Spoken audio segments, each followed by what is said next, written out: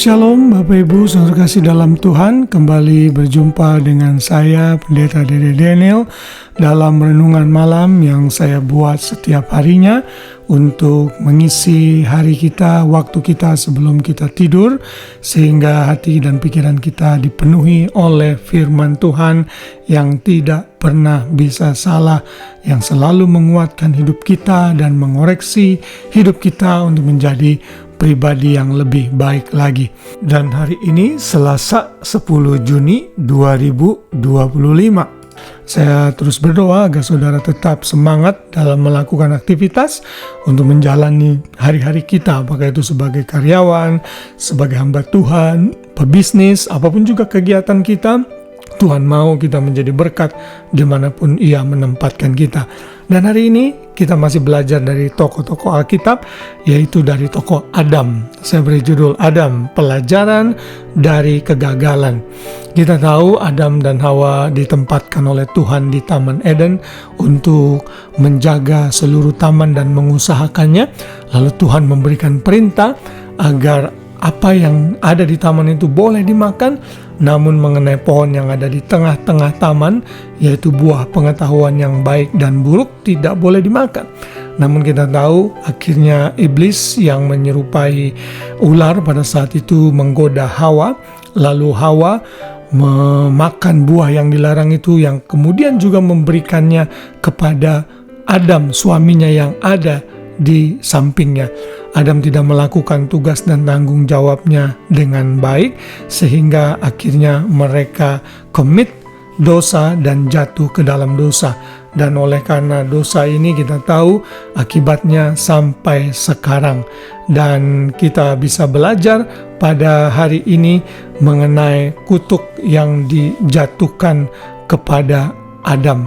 Kita belajar dari kegagalan Adam dari Kejadian 3 ayat 17 yang berbunyi demikian.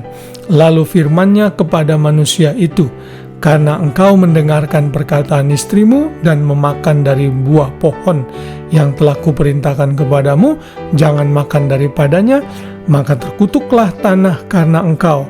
Dengan bersusah payah engkau akan mencari rezekimu dari tanah seumur hidupmu. Kita tahu bahwa Adam diberikan kutuk oleh Tuhan, yaitu dengan berpeluh ia akan mengusahakan tanah di mana ia berada. Kita tahu tanah ini yang tadinya diberkati oleh Tuhan luar biasa.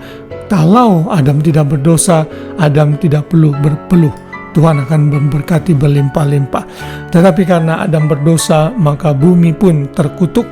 Tanah di mana Adam berada terkutuk, dan sampai saat ini kalau kita memperhatikan apa yang terjadi di muka bumi ini, misalnya dengan pemanasan global, bumi yang semakin hari semakin menurun kualitasnya, itu semua menggambarkan bahwa karena dosa, bumi yang kita diami, atmosfer yang kita diami pun semakin hari semakin merosot kualitasnya, sampai nanti Tuhan Yesus datang dan memulihkan segala sesuatu, mendirikan kerajaan 1000 tahun, lalu kemudian menciptakan langit dan bumi baru.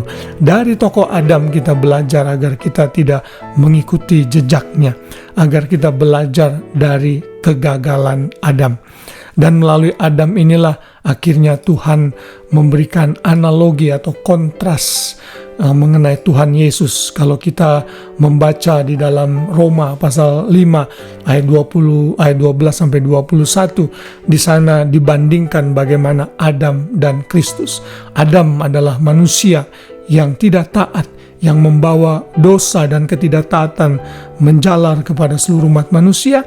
Sebaliknya Kristus yang merupakan kebalikan dari Adam, hidup dalam kebenaran dan menghidupkan.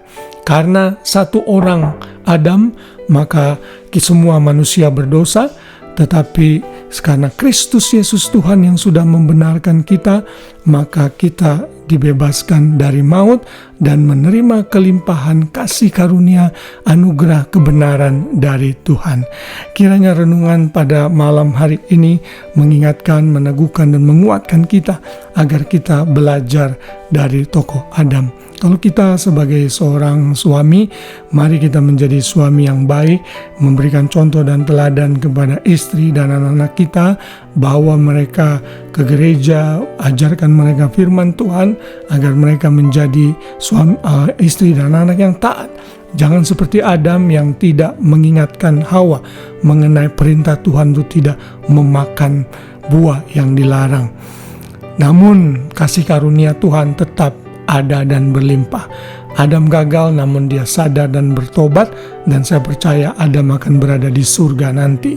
Dan kegagalan Adam menjadi pelajaran bagi seluruh umat manusia di muka bumi ini, bahwa ketidaktaatan dosa membawa konsekuensi yang sangat tragis. Jangan menyukai dosa dan jangan memulai dosa sekecil apapun juga, karena Tuhan tidak berkenan. Sebaliknya, hiduplah dalam kebenaran sama seperti Tuhan Yesus yang adalah sumber kebenaran, jalan, dan kehidupan bagi orang-orang yang mengiring Dia. Biarlah tokoh Adam ini mengingatkan kita untuk selalu hidup dalam ketaatan dan jangan gagal dalam mentaati perintah Tuhan.